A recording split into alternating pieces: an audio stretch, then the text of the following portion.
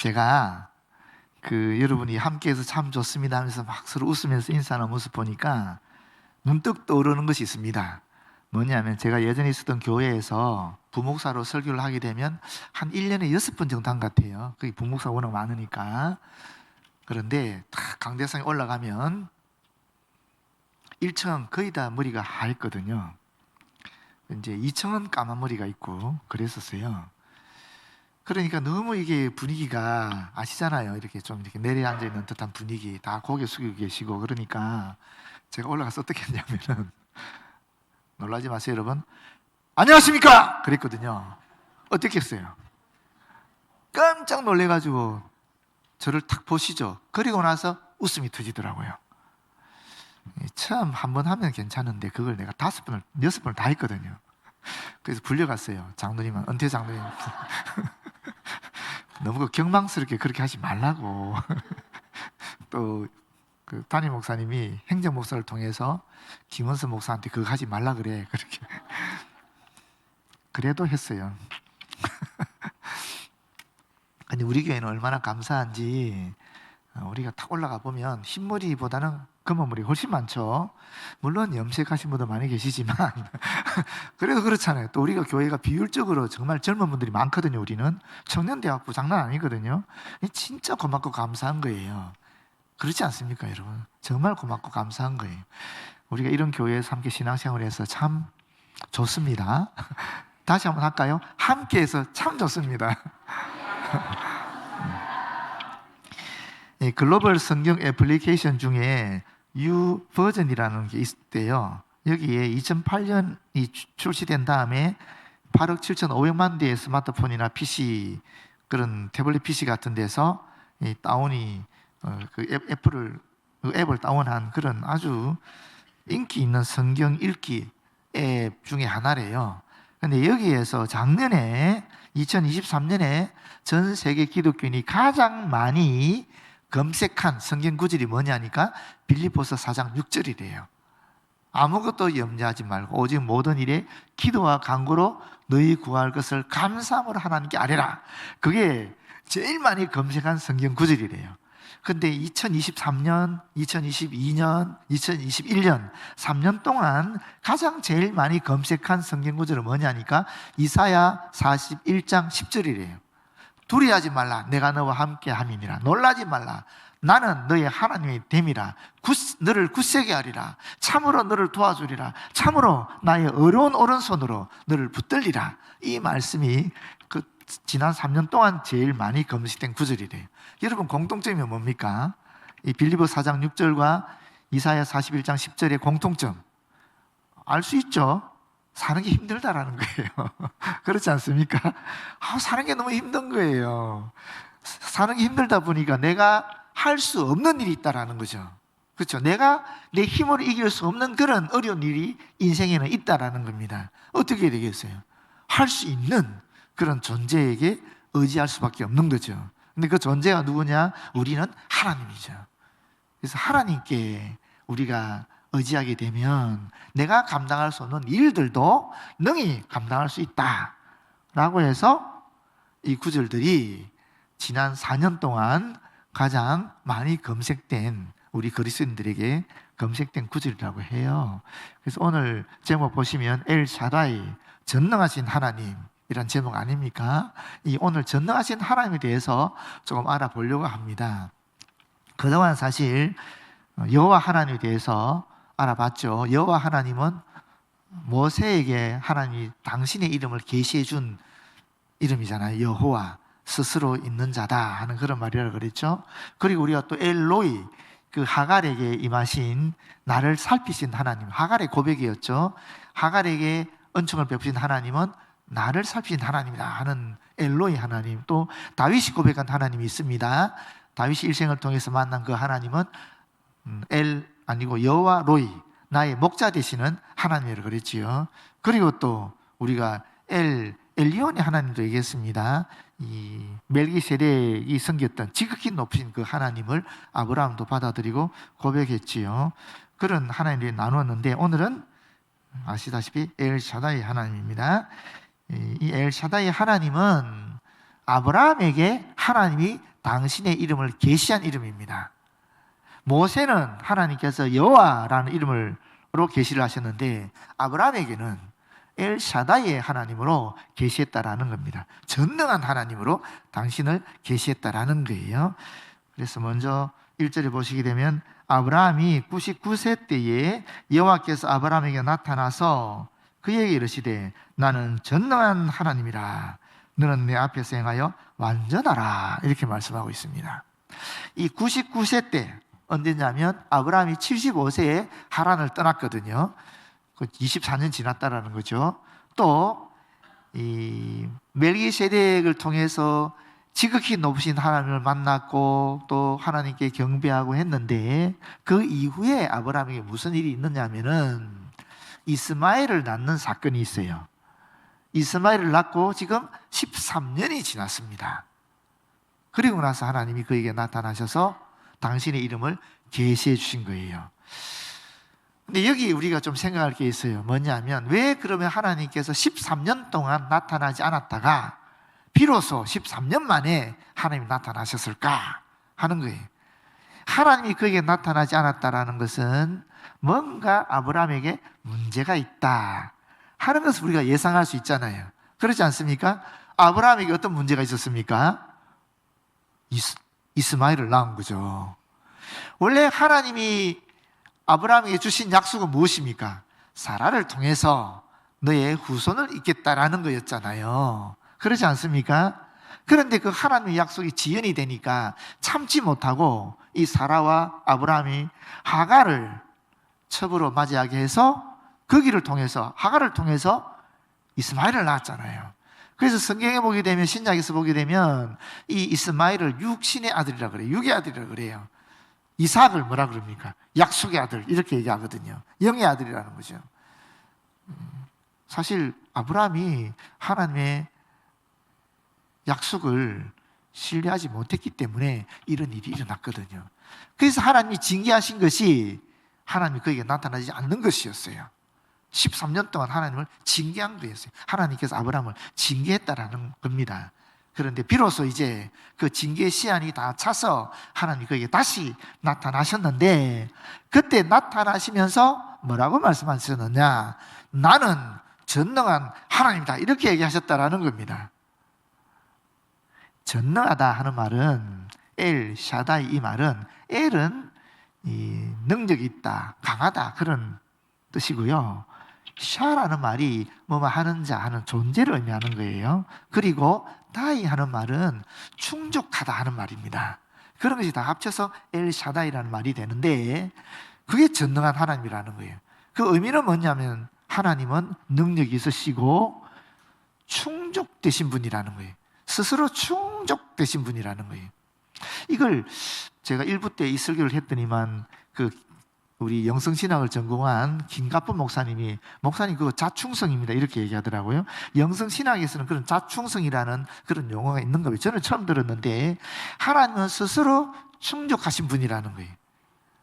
반면에 우리 인간은 그렇지 않기 때문에 우리 인간에게는 이 자충성의 욕구가 있대요. 스스로 충족해지고자 하는 욕구가 있다는 겁니다. 그것 때문에 사실은 아담도 죄를 지은 거예요. 하나님처럼 하나님의 자충성을 아담이 원했던 거죠. 마찬가지로 아브라함도 하나님께서 사라를 통해서 후사를 주신다 그랬는데 자기 스스로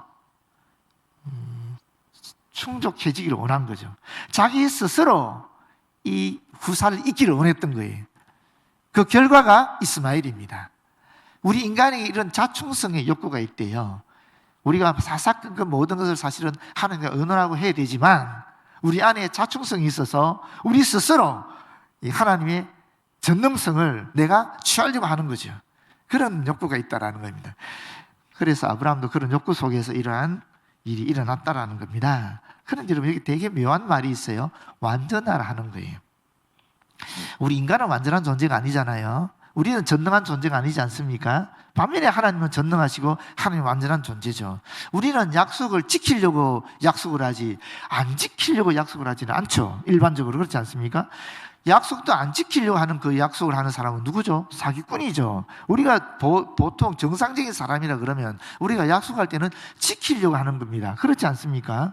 저도 1년에 한 번씩 꼭 우리 선생님을 만나거든요. 우리 선생님께서, 민경애 선생님께서 이 수제자 셋을 불러요. 저를 포함해서. 그래서 1년에 한 번씩 식사를 같이 하면서 교제하는 시간이 있는데, 작년에 제가 가지를 못했어요. 왜냐하면 사실 기차표도 끊고 교회에서 출발했습니다. 가다가 교통사고가 난 거예요. 교통사고가 났으면 15분 뒤에 기차가 출발하는데 제가 15분 만에 이걸 다 처리를 못 하잖아요.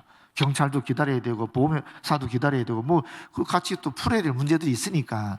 그래서 결국 가지를 못했어요. 그 전화를 드렸죠. 제가 오늘 교통사고 나서 못 가게 됐습니다. 죄송합니다라고 얘기를 했거든요. 무슨 말인지 아시겠죠? 내가 아무리 약속을 지키려고 해도 내 능력 밖에 문제가 발생하면 나는 그 약속을 지킬 수가 없는 거예요. 그 존재가 우리입니다. 반면에 하나님은 어떤 존재냐면, 하나님은 약속을 지킬 수 있는, 어떤 상황 속에서도 어떤 문제가 발생한다 할지라도 약속을 지킬 수 있는 능력이 있는 전능한 존재라는 겁니다. 그래서 이 전능하신 하나님이라는 말은 우리가 알고 있는 그런 개념에 모든 것을 할 수 있다 하는 것이 원래적 의미가 아니에요. 이 원래적 의미는 약속을 지키시는 분이다 하는 의미가 원래적 의미입니다. 분명히 오늘 맥락을 통해서 보게 되면 하나님께서 아브라함에게 전능하신 하나님으로 당신의 이름을 계시한 이유는 이 약속을 지키는 것 때문에 그런 거예요. 왜? 아브라함의 약속을 못 지키니까. 나는 너와 다르다. 너는 못 지키지만 나는 지킬 수 있는 존재다. 그래서 전능한 하나님을 얘기했다라는 겁니다. 근데 뒤에 완전하라 이렇게 얘기하는 거예요. 우리는 완전한 존재가 아닌데 어떻게 우리가 완전해질 수 있겠어요? 말이 안 되지 않습니까? 이 완전하다는 의미는 무슨 말이냐면은 사실은 아브라함을 질책하는 말이에요. 아브라함에게 이렇게 말하는 거예요. 너 지난 13년에 네 삶을 돌이켜봐라. 너가 내 약속을 어기고 내 약속을 믿지 않고 이스마엘을 가지지 않았느냐. 그런 질책의 말씀이에요. 그러면서 동시에 그래도 너가 완전하지는 않지만 나와 같은 이런 전능한 존재는 아니지만 그래도 불구하고 너가 약속을 지키기 위해서 최선을 다해야 되지 않겠느냐. 완전을 추구해 나가야 되지 않겠느냐. 그런 말씀인 거예요. 우리가 이 땅을 살면서 불완전한 존재로 살지만 그러나 우리는 주님 바라보면서 완전을 추구하고 살고 있지요. 그런 의미입니다. 그러면서 이제 두 번째로 우리가 생각할 게 있는데, 첫 번째는 하나님께서 전능한 하나님으로 당신을 계시했다는 것이고, 두 번째는 전능한 하나님으로 아브라함에게 당신을 계시한 다음에 하신 것이 뭐냐면 언약을 재확인하는 거예요. 그게 2절 이하에 나옵니다. 보시면 내가 내 언약을 나와 너 사이에 두어 너를 크게 번성하게 하리라 하시니 아브라함이 엎드렸더라, 이런 말 나오잖아요. 그죠? 여러분, 내가 너를 번성하게 하겠다 하나님이 하신 약속인데, 이 약속이 지금 아브라함에게 처음 주어지는 약속입니까? 아니죠. 창세기 12장에 아브라함 부르셨을 때 뭐라 그랬습니까? 너는 내가 지시할 땅으로 가라. 그리하면 어떻게 한다 그랬어요? 내가 너를 큰 민족으로 이루고. 그렇지 않습니까? 또 땅도 주고 또 뭐라 그랬어요? 지시할 땅을 주시는 거죠. 그리고 또 마지막으로 복이 될 것이다 그랬거든요. 복의 근원이 될 것이다 그랬거든요. 이미 그때 이 번성하는 약속을 주신 거예요. 그렇지 않습니까? 이때뿐 아니에요. 아브라함하고 롯이 너무 부유하게 되다 보니까 이 양떼가 너무 많아져서 이 밑에 종들끼리 싸우게 되니까 아브라함이 롯을 불러서 야, 이러다 큰일 나겠다. 너하고 나하고 의상하겠다. 네가 어디든지 원하는 대로 가면 나는 그 반대쪽으로 갈게. 그렇게 해서 롯이 어디로 갑니까? 풍요로워 보이는 땅인 소돔을 가잖아요. 반면에 아브라함은 반대로 광야로 갔지요. 그때 하나님께서 아브라함을 불러서 이렇게 말씀하세요. 지금 네가 서 있는 땅 동서남북을 바라봐라. 네가 보는 모든 땅 내가 너에게 줄게. 동시에 땅의 티끌을 봐라. 네가 티끌을 헤아릴 수 있어? 없지. 땅이 티끌만큼 수많은 후손들을 너에게 허락하겠다. 두 번째로 그렇게 또 약속을 하셨어요. 또 세 번째 약속하셨는데, 그렇게 약속하셨음에도 불구하고 세상에 애가 안 태어나는 거예요. 땅도 없는 거예요. 가나안에 아브라함이 가진 땅이 하나도 없었습니다. 그냥 나그네였고 그냥 이방인이었어요. 그런데 그러다 보니까 아브라함이 또 이런 생각이 든 거예요. 아이고, 하나님이 이 약속을 언제 지킬지 모르니까 내 밑에 있는 이 집사장 엘리에셀이 앞으로 우리 가문을 잇겠구나, 얘한테 내 가문을 이어야 되겠다, 이렇게 생각했어요. 그때 또 하나님이 아브라함을 데리고 나오시는 거예요. 밤에, 지난번엔 낮에, 이번엔 밤에 하늘의 별을 봐라. 너 그 별 헤아릴 수 있어? 없습니다. 네가 헤아릴 수 없는 이 별만큼 너희 후손들을 주겠다. 너희에게 후손을 주겠다. 이렇게 약속하신 거예요. 또 그걸 또 믿었어요. 그런데 또 의심이 들어가지고 또 약속이 지연되니까 이스마엘을 가진 거예요. 여러분, 이런 존재가 믿음의 조상입니다. 얼마나 감사합니까? 그렇지 않습니까? 만약에 믿음의 조상이 완전하고 온전해서 예수님처럼 그렇게 생활했다 그러면 아유, 우리는 정말 힘들죠. 그렇게 해야 되니까.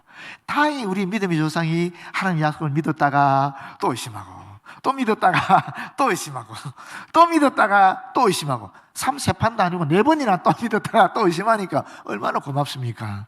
믿음의 조상도 그랬으니까 우리도 그럴 수 있는 거잖아요. 믿음의 조상이 왜 믿음의 조상이 되었느냐? 그분이 온전하고 완전해서 된 게 아니에요. 그분이 약속을 완전히 믿었던 것도 아니에요. 믿었지만 의심하고, 믿었지만 의심하고, 또 믿었고 의심하고, 이러는 가운데에서도 끝까지 믿었다라는 거예요. 마지막까지 믿었다라는 거예요. 의심했지만 다시 돌이키고, 또 의심했지만 또 다시 돌이키고, 주님이 나타나서 말씀하시면 또 다시 돌이키고, 이래서 믿음의 조상이라는 거예요. 얼마나 감사합니까? 이게 믿음의 조상입니다. 우리도 그럴 수 있는 거예요. 그 믿음의 뒤를 쫓아가면 되는 거예요. 우리가 약속 못 지킬 수 있죠. 하나님과 서운도 못 지킬 수 있지요. 그러나 하나님 말씀하시면 다시 회개하고, 다시 돌이키고, 또 주님 바라보고, 또 약속 붙잡고 가면 되는 겁니다. 그게 믿음의 조상인 아브라함이 우리에게 보여주신 모습이에요. 우리도 그렇게 따라가면 되는 거죠. 얼마나 감사합니까? 그리고 보시게 되면 로마서 4장 20절에도 똑같이 이렇게 말씀해요. 믿음이 없어 하나님의 약속을 의심하지 않고 믿음으로 견고하여져서 하나님께 영광을 돌리며 약속하신 그것을 또한 능히 이루실 줄을 확신하였으니 그러므로 그것이 그에게 의로 여겨졌느니라. 아브라함이 결국 이 약속을 계속 붙잡고 나갔기 때문에 의로 여겨졌다, 믿음의 조상이 되었다, 이 말씀이죠. 그래서 아브라함이 엎드렸습니다. 이 엎드렸다는 말은 어떤 의미냐면 마치 건물이 붕괴하듯이 몸을 숙이고 얼굴을 땅에 붙이는 행동을 나타내는 표현입니다. 이 말은 세 가지 의미가 있는데, 첫 번째는 지난 13년을 회개하는 거예요. 자기 삶을 돌이켜보면서 하나님의 약속을 내가 제대로 못 믿고 이스마엘을 가진 것을 회개하는 행위입니다. 두 번째는 전능하신 하나님이라고 계시하신 그 하나님께 공경하는 예배의 행위라고도 볼 수 있습니다. 그리고 마지막은 뭐냐면 하나님이 다시 언약을 재확인해 주시니까 그 언약을 다시 받아들인다는 그런 복종의 행위이기도 합니다. 이 엎드렸다는 말 속에 이런 세 가지 의미가 포함되어 있다는 거죠. 그리고 세 번째 우리가 확인해 볼 것은 뭐냐면은 하나님께서 이런 언약을 재확인해 주실 뿐만 아니라 이제 엎드려서 다시 주님의 언약을 확인하고 받아들이고 회개하고 주님께 예배드리는 이 아브라함에게 새로운 존재가 되게 하시는 은총을 베풀어 주시는 거예요. 그게 바로 4절, 5절, 6절 말씀입니다. 보라, 내 언약이 너와 함께 있으니 너는 여러 민족의 아버지가 될지라. 이제 후로는 내 이름을 아브라함이라 하지 아니하고 아브라함이라 하리니 이는 내가 너를 여러 민족의 아버지가 되게 함이니라. 내가 너로 심히 번성하게 하리니 내가 내게서 민족들이 나게 하며 왕들이 내게로부터 나오리라. 여러분, 제가 여러 번 말씀드렸습니다. 고대 건동사회에 있어서 이름이라는 것은 뭐라 그랬어요? 그 사람의 본질, 그 사람의 또 성품, 그 사람의 존재, 그 사람의 정체성을 얘기한다 그러지 않습니까? 아브라함이라는 이름은 뭐냐면 큰 존재, 큰 아버지, 존귀한 아버지, 이런 뜻이에요. 반면에 아브라함이라는 것은 알잖아요, 여러분. 여러 민족의 아버지, 많은 민족의 아버지라는 뜻이거든요. 이건 어떤 의미가 있느냐면은 그 전에 아브라함은 한 가문의, 한 가족의 조상이었어요. 아버지였어요. 어른이었어요. 그런데 이제 이 가문을 넘어서서 여러 민족, 많은 민족의 아버지, 조상이 된다 하는 그런 말이에요. 이름이 완전히 바뀐 거예요. 여러분, 성경을 보면 이름 바뀌는 경우가 종종 나오죠. 야곱이 이스라엘이 되잖아요. 야곱은 어떤 이름이었습니까? 속이는 자라는 뜻인데, 이스라엘은 하나님이 이긴 자라는 뜻이거든요. 엄청난 이름이 되었죠. 또 여러분, 사울 잘 알잖아요. 사울이 어떻게 됩니까? 바울이 되지 않습니까? 그렇지 않습니까? 이름이 바뀌면서 그 사람의 삶이 바뀌는 거거든요. 성경에 나오는 이름은 그렇습니다. 그런데 여기 분명히 말씀하신 게 뭐냐면 이름이 바뀐 거죠. 여러분, 이 이름이 바뀌었다 했을 때 여러분 머릿속에 떠오르는 성경글 혹시 없습니까? 이름이 바뀌었다, 새로운 존재가 되었다 했을 때 딱 떠오르는 구절 없어요? 고린도서 5장 17절. 누구든지 그리스도 안에 있으면 새로운 피조물이라. 이전 것은 지나갔으니 보라 새 것이 되었도다. 여러분, 아브라함만 이름이 바뀐 게 아니라는 거예요. 저와 여러분이 이름이 바뀐 거예요. 우리는 사실 두 번의 탄생을 경험하거든요. 첫 번째는 부모를 통해서 육신의 탄생을 경험하죠. 두 번째는 성령을 통해서 예수를 그리스도로 받아들임으로 말미암아 하나님의 자녀가 되는 영의 탄생을 경험하게 되는 겁니다. 사실 저와 여러분 이미 이런 두 번의 탄생을 다 경험한 사람들이에요. 사실 하나님께서 아브라함에게 주신 이 은총이 이미 우리에게는 주어져 있다라는 거예요. 이미 우리는 새로운 피조물이니까, 이미 우리는 새로운 존재가 되었으니까, 그런 하나님께서 우리에게 약속하신 그 모든 것들이 아브라함처럼 이미 전능하신 하나님이 되셔서 우리로 하여금 그 약속을 계속해서 지켜나가시고 있다라는 것을 우리는 여기서 다시 한번 확인하게 된다는 것입니다. 하나님이 저와 여러분의 약속하신 많이 있지요. 예수 믿으면 구원받는다 그러지 않습니까? 영원한 생명을 얻는다 그러지 않습니까? 영원한 생명을 얻었습니까? 죽어봐야 알지. 천만에 이미 영원한 생명을 얻은 거예요. 그 약속을 믿는 그 순간에 우리는 이미 영원한 생명을 얻은 새로운 존재가 되어버린 겁니다. 여러분, 또 하나님께서 우리 약속하신 말씀이 있지 않습니까? 하나님이 사랑하는 자 곧 그의 뜻대로 부르심을 입은 자들에게는 모든 것이 합력하여 선을 이룬다 그랬잖아요. 그 약속 믿으면 선을 이뤄나가는 것입니다. 여러분, 과거의 삶을 한번 돌이켜 보십시오. 얼마나 많은 위기가 있었고 얼마나 많은 고난이 있었습니까? 내가 원하는 대로 되지 않은 경우도 많이 있지 않았습니까? 그러나 사실 지금 돌이켜서 그때를 바라보게 되면 그때는 힘들고 고통스럽고 도저히 피할 길이 없는 그런 고난의 길이었지만 오히려 그때야말로 하나님 나를 만나주시고 하나님이 나에게 나타나시고 하나님께서 당신을 계시해 주시고 하나님께서 나는 너와 함께하는 하나님이다, 나는 전능한 하나님이다, 나는 너를 살피는 하나님이다, 나는 너의 목자 되는 하나님이다, 그때 알아차리게 해주시지 않았습니까? 그렇지 않습니까? 그래서 합력하여 선을 이루어 나가서 오늘 지금 이 자리에 저와 여러분이 있는 것 아니겠습니까? 그렇지 않나요? 그런 하나님이라는 거죠. 그런 존재라는 겁니다, 우리가. 그러니까 여기 지금 아브라함이 여러 민족의 아버지가 되었다 하는 것이 아브라함에게만 주어진 것이 아니라는 겁니다. 저와 여러분에게 여러 민족의 아버지로 이미 하나님이 약속해 주셨다라는 겁니다. 여러 민족의 아버지, 내가 무슨 여러 민족의 아버지냐? 지금 여기 우리 애 하나밖에 없는데, 둘밖에 없는데 천만의 말씀입니다. 여러분이 전도한 그 한 사람을 통해서 그 사람이 앞으로 어떤 역사를 일으킬지 누가 알 수 있습니까? 이 사람이 선교사로 나가서 또는 이 사람이 다른 사람 복음을 전해서 그 사람이 또 어떤 역사를 일으킬지 알 수 없는 거예요. 더군다나 우리 교회 보십시오. 우리 교회는 외국인들이 가까이 있는 교회잖아요. 또 영어 예배부도 있고, 우리는 카이스트를 전도하게 되면 그 한 사람이 자기 나라 가서 어떤 역사를 일으킬지 알 수가 없는 거예요. 내가 만약 한 사람 전도해서 그 사람 자기 나라 가서 전도하게 되면 나는 그 민족의 아버지가 되는 거예요. 그렇지 않습니까? 이미 저와 여러분은 아브라함처럼 여러 민족의 아버지인 겁니다. 그런 가능성을 갖고 있는 사람들이라는 거예요. 아브라함의 얘기가 아니라는 겁니다. 저와 여러분의 얘기고 하나님 우리에게 주신 은총이고 축복이라는 것입니다. 보십시오. 계속 내가 그러지 않습니까? 언약의 주체가 누구라는 겁니까? 하나님이라는 거예요. 왜?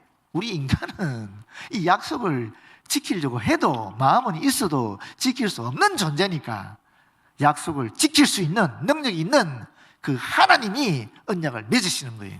그렇기 때문에 아브라함처럼 내가 약속을 어기고 약속을 믿지도 않고 뭐 이스마엘 같은 애를 만들기도 하고 이렇게 하지만 그러나 13년의 시간 지나면 다시 하나님께서 우리에게 오시는 겁니다. 근데 결론적으로 7절 말씀이죠. 내가 내 언약을 나와 너 및 내 대대 후손 사이에 세워서 영원한 언약을 삼고 너와 내 후손의 하나님이 되리라. 또 내가 너와 내 후손에게 내가 거류하는 이 땅 곧 가나안 온 땅을 주어 영원한 기업으로 되게 하고 나는 그들의 하나님이 되리라. 두 가지 약속하고 있는 건 이게 자손에 대한 약속, 땅에 대한 약속인데 자손은 영원한 언약, 또 이 땅에 대해서는 영원한 기업으로 이렇게 얘기하고 있는데 중요한 건 뭡니까 여러분? 여기서 우리는 또 새로운 소망을 가지게 되는 겁니다. 왜? 하나님의 약속을 믿음으로. 여러분 제가 신방 가보면은 이런 기도의 제목을 부탁하는 분들이 많이 계세요. 우리 아이가 어릴 때는 매일 유치부도 다니고 또 주일학교 열심히 다니고 섬겼는데 대학 들어가면서 교회를 안 갑니다. 또는 직장 취직하고 나서 교회를 안 다닙니다. 또는 결혼하고 나서 교회를 안 다닙니다. 심지어 어떤 분들은 우리 아이가 나를 전도해서 내가 예수를 믿고 있는데 지금 우리 아이는 교회를 안 다닙니다. 목사님 기도해 주세요. 그런 분들 많이 계시거든요. 근데 여러분 여기 보십시오. 7절에 내가 내 언약을 나와 그 다음에 뭐라 그럽니까? 너 그 다음에 내 대대 후손 사이에 세운다 라고 얘기하고 있지 않습니까? 언약을 맺는다가 아니라 세운다라고 얘기하고 있습니다. 세운다가 무슨 말입니까? 그 아이와 언약을 맺는 것이 아니라 나와 내 후손과 언약을 맺는 것이 아니라 이미 맺은 그 언약을 세운다. 그 언약을 지켜가시면서 성취하신다. 그런 말입니다. 하나님께서 이미 우리와 언약을 맺었잖아요. 우리가 맺은 그 언약이 자녀에게까지 내려간다라는 거예요. 그것도 내가 맺은 언약이 아니라 하나님 맺은 언약이에요. 하나님 당신이 맺었기 때문에 당신만이 이 언약을 지키고 또 계속 이어나갈 수 있기 때문에 당신이 그렇게 하시겠다라고 약속하고 있다는 겁니다. 그렇기 때문에 우리는 절대 실망할 필요가 없는 거죠. 낙담할 필요가 없습니다. 하나님이 하실 거니까. 하나님이 약속하셨고 하나님이 하실 거니까 우리는 할 수 없지만 하나님이 하실 수 있잖아요. 전능한 하나님이니까 약속을 지키시는 분 하나님이니까. 그러니까 우리가 절대 낙담하지 말고 실망하지 말고 절망하지 말고 주님 그 약속을 기대하고 믿는 겁니다. 그리고 그 약속을 위해서 기도하는 겁니다. 이루어지기를. 지난번에 말씀드렸죠. 우리 장진기 장로님 나가시면서 목사님 저 모자를 잘 보십시오. 저게 뭔지 압니까? 뭔데요? 나 아무리 봐도 모르겠는데 뭔데요? 기도하는 모습입니다. 그 말씀 듣고도 봐도 기도하는 모습이 안 보이더라고요. 이렇게 다 기도하는 모습이잖아요. 장로님 정말 대단하시죠? 그 얘기 듣고 봐도 안 보이더라고요. 이게 한참 보니까 보이더라고요. 근데 여러분들은 제가 말하자마자 고개를 끄덕끄덕 하시는 분 많으시네요. 저보다 영적으로 훨씬 민감하신 분이에요. 시체말로 영빨이 있는 거예요. 희한하죠. 이분이 뭐 이 기도하는 모습으로 이 디자인 했겠습니까? 모임이란 주제를 주니까 디자인하면 이게 디자인을 했는데 이게 기도하는 모습을 형상화하고 있는 거예요. 여러분, 하나님은 전능하신 분입니다. 우리는 약속을 지킬 수 없지만 하나님은 약속을 지킬 수 있는 전능한 분이라는 거예요. 그런데 이분이 무슨 약속을 했습니까? 영원한 언약을 하셨고 영원한 기업을 주겠다고 약속하신 거예요. 영원한 언약, 나와 내 후손이 하나님을 나의 하나님으로 섬기게 될 것이다. 그 약속을 하나님이 지키게 하셨다는 거예요. 13년의 시간이 지나면 하나님께서 나타나셔서 그를 이끄실 겁니다. 반드시 이끄실 겁니다. 그리고 여러분 여기 영원한 기업 뭐겠어요? 당시 아브라함에게는 땅이었죠. 아브라함 땅, 가나안 땅, 사라가 죽고 나서 비로소 조그만 막별라굴 장내지, 묘지 정도 자기 땅이었어요. 그러나 이것이 여호수아를 통해서 약속이 실현되기 시작해서 다윗 때 완성이 되고 솔로몬 때 빛을 발하게 되죠. 그렇지만 그 왕국 또한 멸망해 버리거든요. 그리고 2000년의 시간이 지나서 이스라엘이 지금 그 땅을 좀 가지고 있습니다만 아직 완성되지 않았거든요. 그 땅이 영원한 기업이겠습니까? 천만의 말씀입니다. 영원한 기업은 저 하늘나라에 있는 거예요. 저 하늘나라가 영원한 기업이 되는 겁니다. 저와 여러분에게 주어진 영원한 기업, 저 하늘나라인 거예요. 저게야말로 우리의 본향이고 하나님이 우리에게 주신 영원한 기업이라는 겁니다. 그래서 우리가 저 땅을 바라보면서 이 땅에서 주신 사명을 감당해 나가는 겁니다. 나그네로 아브라함처럼 가나안 땅을 살아가는 겁니다. 주신 사명 감당하는 겁니다. 그러나 우리의 영원한 기업은 하늘나라, 저 하늘나라에 있는 겁니다. 여러분, 이것이 전능하신 하나님께서 당신을 전능하신 하나님으로 우리에게 계시하셨고 또 우리에게 알려주신 의미입니다. 가르침입니다. 모쪼록 우리 전능하신 하나님을 믿고 또 간혹 의심할 때도 있고 간혹 이렇게 벗어날 때도 있지만 다시 아브라함처럼 돌이켜서 또 그 하나님 약속을 또 믿고 그렇게 영원한 이 기업을 소유하는 영원한 언약을 이루어 나가는 저와 여러분 되었으면 참 좋겠습니다. 기도하겠습니다. 아버지 고맙고 감사합니다. 전능하신 하나님 그 말씀 함께 나누고 같이 은혜 받고 새롭게 또 믿음의 확신을 얻게 하시니 고맙고 감사합니다. 우리는 약속을 제대로 지킬 수 없지만 하나님은 능력이 있는 분이셔서 전능하신 분이셔서 이 약속을 끝까지 지킬 수 있사오니 우리는 그 약속 붙잡고 믿음으로 나아가게 하여 주시옵소서. 예수님 이름으로 기도드립니다. 아멘.